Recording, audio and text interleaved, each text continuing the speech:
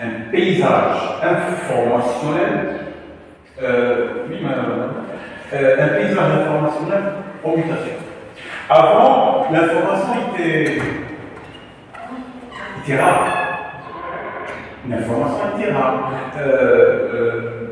Lorsque je vous dis avant, c'est-à-dire avant l'Internet, l'information était rare. L'information était chère. Je dois acheter un livre. Vous comprenez? Je dois acheter une revue. Je dois acheter ceci et cela. Et donc, pour enrichir ma culture, pour accéder à des informations, je dois payer l'information.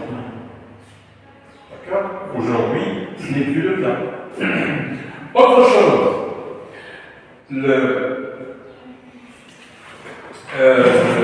l'information aujourd'hui, elle est variée, elle est pléthorique.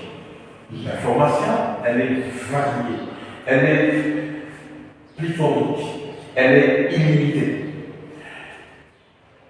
Mais ça pose aussi un problème. Le problème aujourd'hui, ce n'est pas d'accéder à l'information. Vous comprenez ce que je veux dire? Le problème, comme l'a souligné mon camarade, c'est la validité de l'information. C'est comment vérifier l'information, comment la hiérarchiser, comment la synthétiser. Vous comprenez? Donc, Internet, elle offre des avantages. Oui, mais elle pose aussi des problèmes. Autre chose, avant,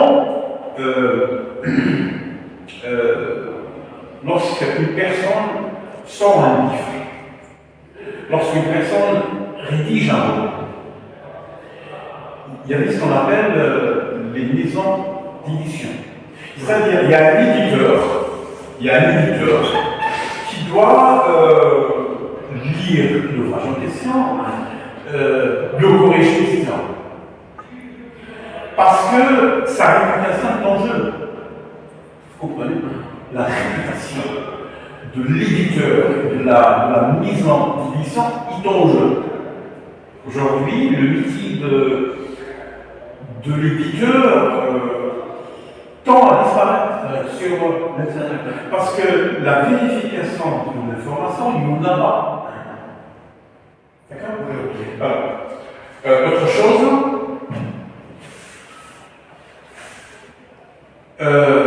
un autre point abordé par Jean-Marc Sali, c'est le lien entre l'éducation et la formation. Via les visibles. D'accord? Le lien entre l'éducation et la formation via les nouvelles technologies de l'information et de la communication. Bien. Les TIS, dans le domaine de la formation et de l'éducation, accomplissent trois rôles.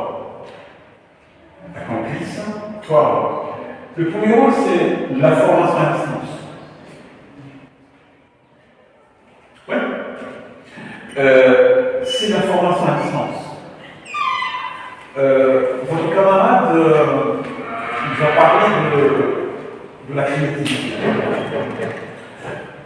qui tend à diminuer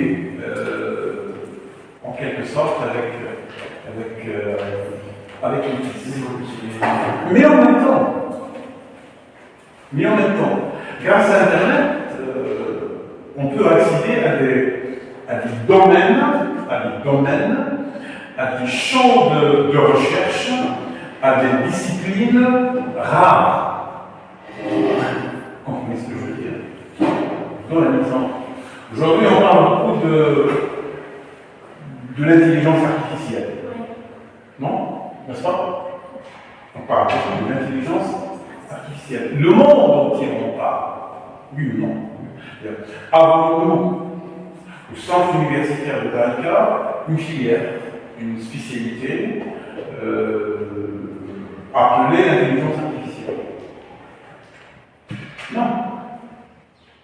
Est-ce que nous avons dans votre centre universitaire une spécialité, une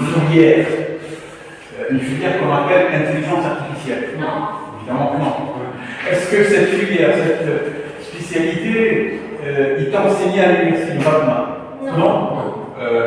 Je pense en Algérie, il y a un institut ou une université à Alger où l'on enseigne l'intelligence artificielle. Et si j'ai envie, moi, si j'ai envie voilà, d'étudier l'intelligence artificielle, grâce à Internet, je peux le faire. Des formations à distance. Vous comprenez ce que je veux dire? Donc, dans le domaine de l'éducation et de la formation, les TIS assurent ce rôle, celui de la formation à distance. Et là, je pense à ces filières rares, en quelque sorte.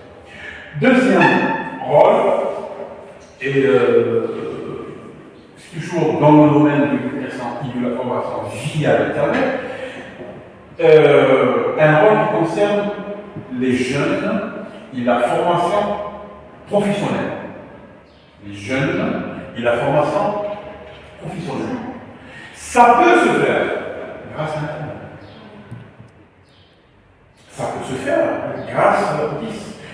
Surtout que dans le domaine de la formation et de l'éducation, on parle ces derniers temps de apprendre à apprendre. Apprendre à apprendre. L'autonomie. Ça peut se faire grâce à Internet. Ça peut se faire grâce à Internet. Troisième rôle que accomplit Internet, c'est les objectifs traditionnels de l'école. Les objectifs traditionnels de l'école. Les objectifs traditionnels de l'école, c'est surtout la formation, l'éducation, mais aussi l'instruction. Vous comprenez ce que je veux dire? Mademoiselle, qu'est-ce qu'on entend par les objectifs traditionnels de l'école? C'est-à-dire, quand on vient à l'école, on vient pour quoi faire? On vient pour étudier. Étudier? Pour acquérir des informations, des nouvelles informations, pour aussi développer nos compétences. Très bien, voilà. Donc, on vient à l'école ou à l'université pour développer un certain nombre de compétences. On vient à l'école ou à l'université institutionnelle, on vient pour l'instruction. Vous comprenez? Parce qu'on a soif de savoir de connaissances.